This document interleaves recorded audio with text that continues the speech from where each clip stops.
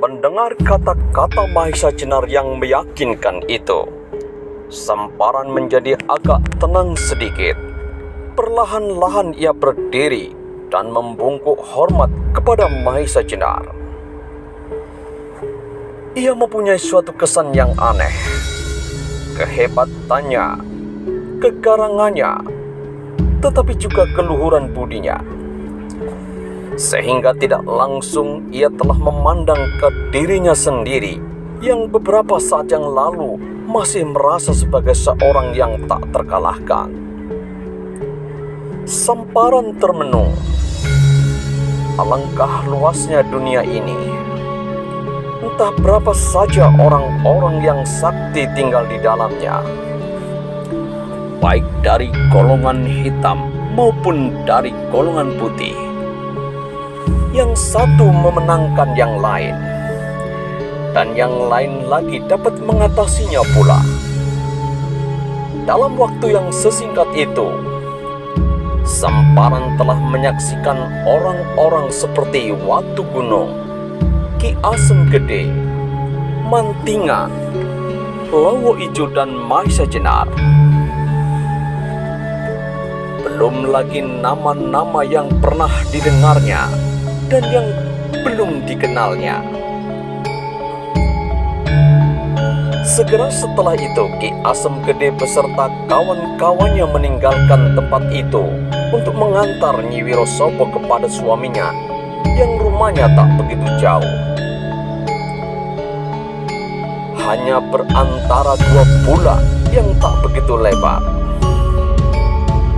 Di dalam perjalanan itu, timbullah suatu pertanyaan di hati Mahisa Jenar maupun Mantingan. Sebenarnya pertanyaan itu telah timbul sejak mereka mengetahui persoalan Nyi Wirosobo. Dalam persoalan ini, kenapa Ki Wirosobo sendiri tak berbuat sesuatu untuk membebaskan istrinya? Bahkan yang didengar oleh Mahisa Jenar dari murid Wirosobo yang menghadap Ki Asem Gede, sudah ada 2 orang murid Wirosobo terluka. Mengingat bahwa Ki Wirosobo sedikitnya memiliki 4 orang murid, menunjukkan bahwa ia pun memiliki pengetahuan tentang tata berkelahi. Tetapi ia tak berbuat apa-apa. Itulah suatu hal yang aneh. Mungkinkah Ki Wirosobo tidak mencintai istrinya? Atau barangkali terikat suatu perjanjian dengan Samparan dan kawan-kawannya? Mahisa Jenar dan Mantingan seperti orang yang sepakat untuk tidak menanyakan hal itu. Mereka takut kalau ada suatu rahasia yang dapat menyinggung kehormatan Ki Asem Gede. Setelah mereka berjalan beberapa lama, segera mereka memasuki desa tempat di mana Wirosobo tinggal. Rumah Ki Wirosobo adalah rumah yang cukup besar, berdiri di tepi jalan induk di desanya, berhalaman luas, dan mempunyai ciri-ciri yang agak berbeda dengan halaman di sekelilingnya. Halaman Ki Wirosobo disegarkan oleh tanaman-tanaman berbunga yang berdaun hijau sejuk. Di sudut halaman terdapat sebuah jambangan berisi air yang bersih bening. Dan di sana-sini bergantung sangkar-sangkar burung. Berkeliaran pula binatang-binatang piaraan seperti ayam, itik, angsa, dan sebagainya. Halaman itu berdinding batu merah yang disusun teratur, yang seakan-akan menjadi batas dari 2 daerah yang tampak sangat berlainan. Halaman-halaman lain di desa itu masih ditumbuhi bermacam-macam pohon serba tak teratur. Bahkan di sana-sini masih ada pohon-pohon liar yang tumbuh, rumpun-rumpun bambu yang lebat, pohon beringin tua dan randu alas yang masih merupakan tempat-tempat yang dianggap keramat oleh penduduk sekitarnya. Waktu Mahisa Jenar dan Mantingan melangkahkan kaki memasuki halaman rumah Ki Wiro Sobo, telah dijalari suatu perasaan aneh. Mereka berdua adalah orang-orang yang telah banyak melihat daerah-daerah lain, bahkan kota-kota besar, tetapi jarang merasakan kesejukan seperti yang mereka rasakan pada saat itu. Alangkah mesranya tangan yang telah menggarapnya, sehingga halaman itu begitu indahnya.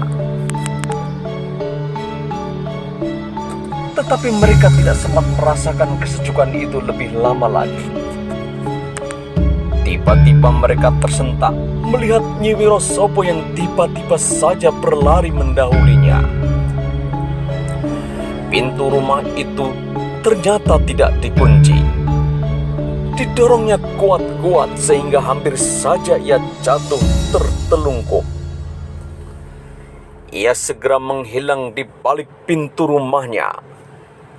Segera setelah itu terdengar suara Nyi Wiro Sobo bercampur isak tangis yang tertahan. Kakang Wiro Sobo, aku kembali, Kakang. Kembali kepadamu. Sesudah itu yang terdengar hanyalah tangis Nyi Wiro Sobo yang tak dapat ditahannya lagi. Ki Asem Gede, Mantingan, dan Mahisa Jenar tertegun sejenak. Suatu peristiwa yang mengharukan. Pertemuan antara seorang istri dan suaminya yang dicintainya.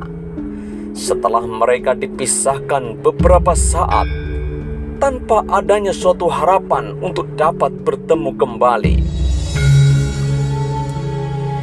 Ki Asem Gede bertiga berdiri saja di muka pintu seperti patung. Sebentar kemudian terdengarlah suara berat dan dalam. Nyai,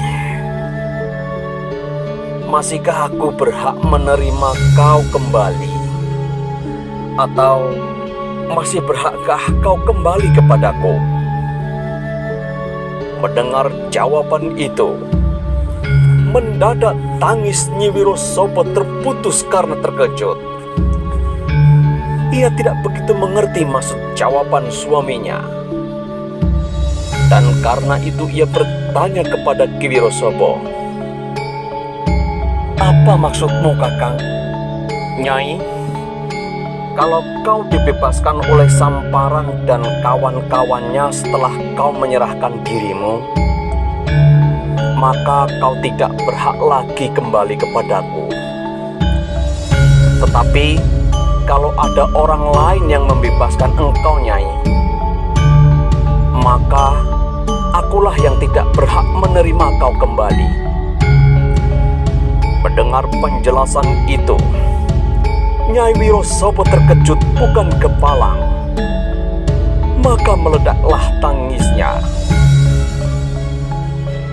"Kakang, aku masih bersih seperti kemarin, Kakang.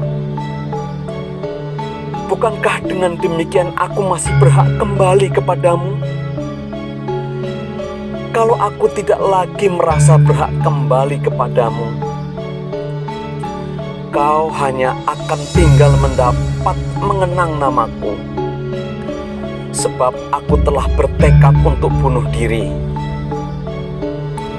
Tetapi kalau ada orang lain yang membebaskan aku, kenapa kau merasa tidak berhak lagi menerimaku?" Kata Nyi Wiro Sobo di antara sedu-sedanya. "Nyai, laki-laki yang tahu diri hanya dapat memetik buah dari pohon yang ditanamnya," jawab Wiro Sobo. Mendengar jawaban itu, Ki Asem Gede tidak kalah terkejutnya.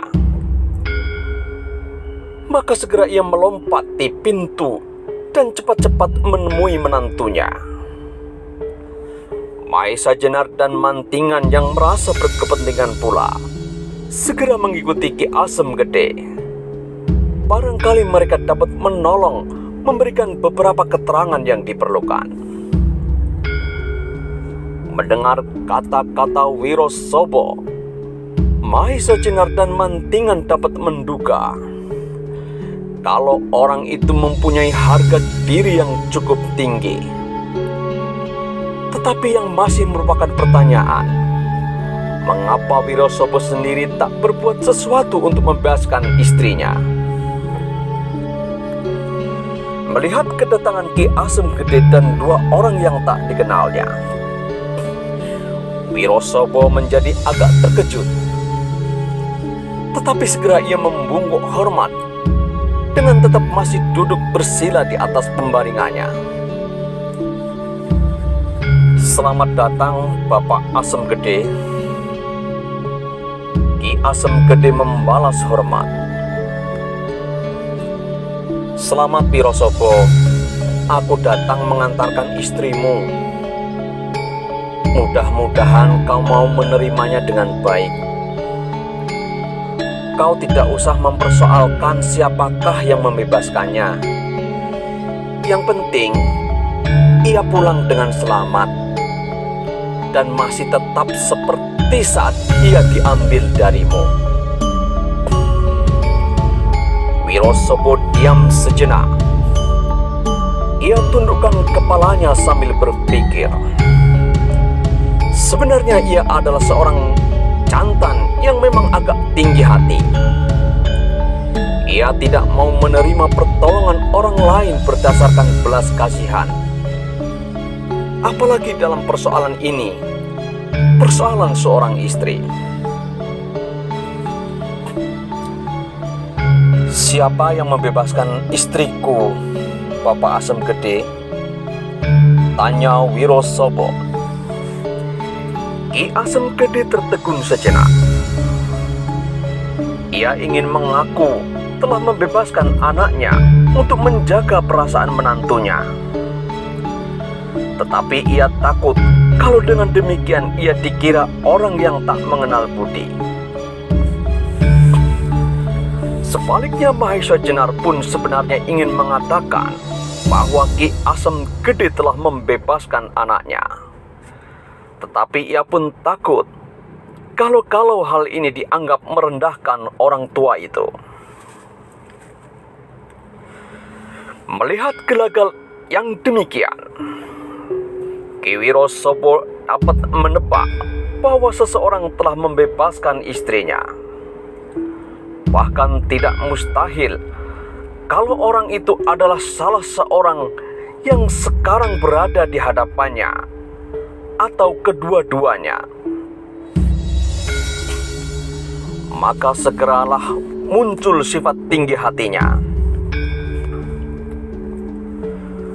Bapak Asem Gede, aku mempunyai dugaan bahwa orang itu telah membebaskan istriku. Aku juga mempunyai dugaan bahwa orang itu telah berhasil membebaskan istriku dengan kekerasan. Sebab mustahil Samparan dan Watu Gunung akan membebaskan korbannya begitu saja sebelum nyawanya dapat dicabut. Adakah orang yang menyambung nyawa tanpa pamrih? Mendengar sindiran itu, hati Maesa Jenar terguncang hebat. Tak kalah pula terperanjatnya Mantingan dan Ki Asem Gede, sehingga wajah mereka menjadi semburat merah.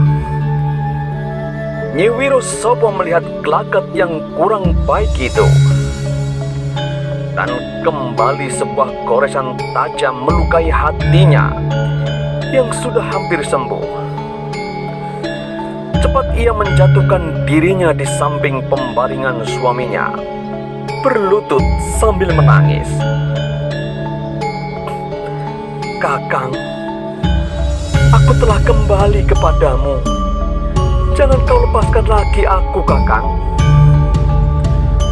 mendengar ratap istrinya. Sebenarnya hati Wirosobo tersobek-sobek karenanya. Ia pun sebenarnya sangat mencintai istrinya, sebagaimana istrinya mencintainya. Tetapi perasaan harga diri yang berlebih-lebihan telah melibatkan hati Wirosobo, sehingga sedikitpun ia tidak menunjukkan getaran perasaannya. Mata Wirosobo yang sayu memandang keluar lewat jendela di samping pembaringannya, memandang daun-daun yang bergoyang-goyang digerakkan angin, serta kilatan-kilatan matahari yang jatuh bertebaran di atas tanah pegunungan yang kemerah-merahan. Suasana kemudian dikuasai oleh kesepian yang tegang. Mahisa Jenar mengeluh dalam hati. Kutuk apakah yang ditimpakan Tuhan atas dirinya, sehingga ia mengalami suatu kejadian yang demikian rumitnya? Haruskah pada suatu saat ia berhadapan dengan Wirosobo sebagai lawan? Kalau demikian, maka menang atau kalah, ia akan tetap sama saja. Sama-sama mengalami penderitaan batin. Kalau Mahisa Jenar kalah, maka kekalahan itu tak akan dapat dilupakan seumur hidupnya. Sebaliknya, kalau ia menang, bagaimanakah nasib Nyai Wirosobo? Sebab dengan demikian Wirosobo pasti tidak akan mau menerimanya kembali. Bahkan mungkin ia akan membunuh dirinya. Belum lagi Mahisa Jenar menemukan jalan keluar. Tiba-tiba didengarnya Wirosobo berkata, "Nyai, aku akan menerima kau kembali sebagaimana kau terlepas dari tangan Samparan." Suara Wirosobo itu terdengar sebagai gemuruhnya 1000 guntur yang menggelegar bersama-sama. Suasana menjadi bertambah tegang. Peluh dingin telah mengalir di seluruh tubuh Mahisa Jenar. Apa yang diduganya ternyata benar-benar terjadi. Sampai saat itu pun ia masih belum dapat menemukan suatu pilihan. Bagaimanapun, sebagai seorang laki-laki, ia tidak bisa menelan tantangan itu begitu saja. Sehingga dengan demikian tubuhnya menjadi gemetar, menahan perasaannya yang melonjak-lonjak. Hampir saja ia melangkah maju dan menerima tantangan itu. Tetapi ketika dilihatnya, Nyai Wirosobo masih menangis, bahkan makin menjadi-jadi. Ia kembali ragu-ragu. Akhirnya setelah perasaannya berjuang beberapa lama, Mahisa Jenar mengambil suatu keputusan yang sangat berat. Sebagai seorang laki-laki, apalagi sebagai seorang yang berjiwa prajurit, ia belum pernah menghindari suatu tantangan. Tetapi kali ini bertekad berkorban buat kedua kalinya untuk ketentraman hidup putri Ki Asem Gede. Karena itu ia berdiam diri tanpa mengucapkan sepatah kata pun. Ki Asem Gede menjadi kebingungan dan tidak tahu apa yang seharusnya dilakukan. Ia pun mempunyai pikiran yang sama dengan Mahisa Jenar. Kalau saja Mahisa Jenar menerima tantangan itu, Mahisa Jenar bukanlah tandingan Wirosobo. Bagaimanapun hebatnya menantunya, tetapi setinggi-tingginya yang dapat dicapainya adalah tingkatan dalang mantingan. Apalagi dalam keadaan seperti sekarang ini. Belum lagi suasana yang tegang itu terpecahkan. Mendadak mereka dikejutkan oleh suatu bayangan yang melayang, meloncat masuk lewat jendela yang terbuka di samping pembaringan Wirosobo. Geraknya cepat dan lincah sekali. Mereka menjadi semakin terperanjat ketika mereka melihat siapakah orang itu. Ternyata orang yang telah berdiri tegak di antara mereka adalah Samparan. Pengecut tua, kau curi anakmu dengan cara seorang perempuan. Aku telah merampasnya dengan kejantanan. Aku telah melukai 2 orang murid Wirosobo yang menghalangi maksudku. Seharusnya kau ambil perempuan itu dengan cara seorang jantan pula. Nah, sekarang aku datang untuk mengambilnya kembali. Teriak Samparan sambil menuding wajah Ki Asem Gede. Melihat tingkah laku, sikap, dan kata-kata Samparan, Ki Asem Gede terkejut bukan kepala. Apalagi yang dimau diperbuat oleh setan kecil ini. Sedangkan Mantingan mempunyai tanggapan lain. Mungkin kawanan Loijo telah datang untuk menuntut balas atas kematian Watu Gunung dengan mempergunakan Samparan sebagai umpan. Lain pula dengan Wirosobo. Melihat kedatangan Samparan dan mendengar kata-katanya, matanya menjadi berkilat-kilat. Seakan-akan suatu cahaya terang memancar di dalam jiwanya. Samparan, kau pun tidak berlaku jantan. Kau tidak mengambil istriku dari tanganku. Kau hanya berani melayani anak-anak baru yang dapat meloncat-loncat tak berarti. Kalau benar katamu, Bapak Ki Asem Gede mengambil istriku. Bapak Asem Gede ingin mengembalikan keadaan seperti semula. Nah, sekarang kalau kau inginkan istriku, ambillah dari tanganku dengan cara seorang jantan, sahut Wirosobo. Samparan tertawa dingin. Sedangkan Wirosobo tertawa nyaring. Wajahnya kini menjadi cerah seperti cerahnya matahari. Mahesa Jenar yang berotak cerdas segera menangkap arah persoalannya. Diam-diam ia memuji kelincahan otak Samparan. Tetapi lebih dari itu, ia kagum maksud baik Samparan. Meskipun dengan tindakannya itu, ia menghadapi kemungkinan yang berat sekali.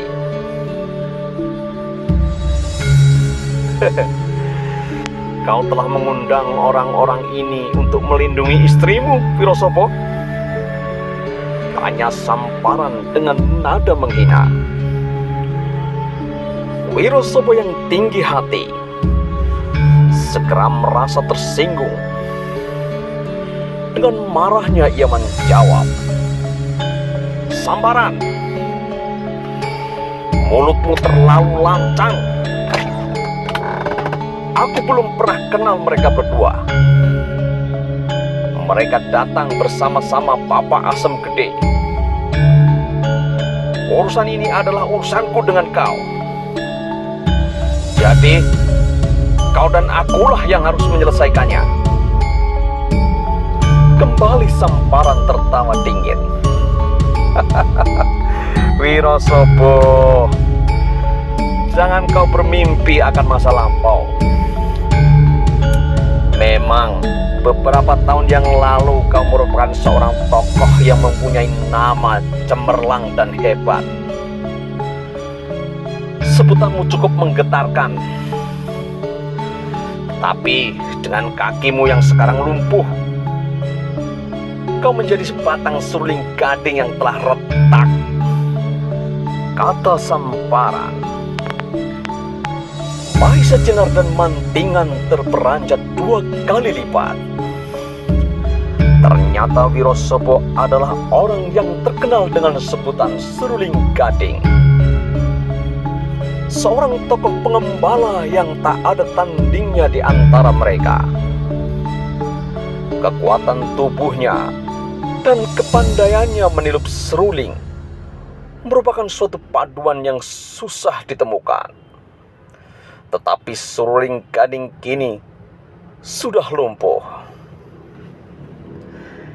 Kata-kata Samparan itu juga merupakan jawaban atas teka-teki yang selama ini selalu membelit pikiran Mahisa Jenar dan Mantingan.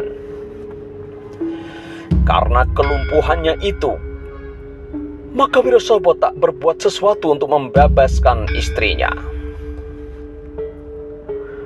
Mendengar ejekan Samparan itu, hati Wirosobo menjadi terbakar. Ia sudah hampir tak dapat menguasai kemarahannya. Cepat tangannya meraih senjata dari bawah bantalnya. Sebuah kapak bertangkai yang panjangnya kira-kira hampir sedepak. Kalau kau tidak membawa senjata, Samparan, kau boleh meminjam senjata-senjataku. Mana yang kau sukai? Kata Wirosobo sambil menuju sudut ruangan.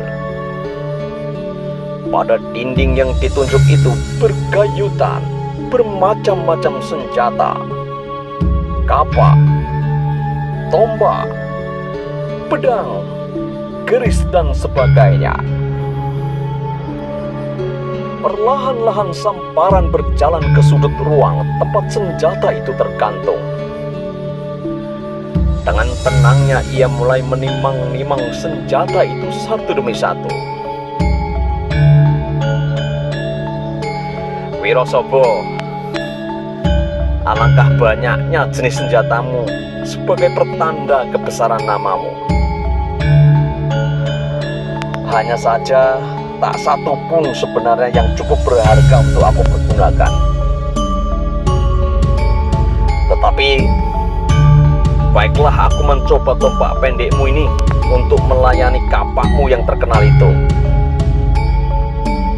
Wirosobo menjadi bertambah marah mendengar celaan itu,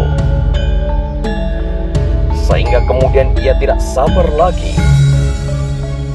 Ia telah bersiap dan menggeser tubuhnya ke tepi pembaringan. Samparan yang telah mendapatkan pilihan senjata di antara sekian banyak macam senjata yang tergantung di sudut ruang itu pun segera mempersiapkan diri. Ki Asem Gede dan Mantingan segera mengetahui pula maksud Samparan. Itulah sebabnya mereka berdiri termangu-mangu penuh kekhawatiran akan keselamatan Samparan. Tetapi Samparan berdiri tenang-tenang saja. Meskipun ia tahu tingkat ketinggian ilmu Wirosobo. Samparan, mulailah! Wirosobo menggeram tidak sabar lagi. Samparan memperdengarkan suara tertawa yang hambar dan dingin.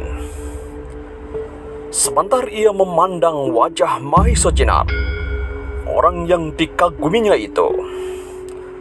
Sorot matanya memancar aneh, seperti sorot mata anak-anak yang dilepas dari pelukan bapaknya yang akan pergi berperang. Tetapi sekejap kemudian Samparan segera meloncat dengan lincahnya sambil memutar tombaknya menyerang Wirosobo.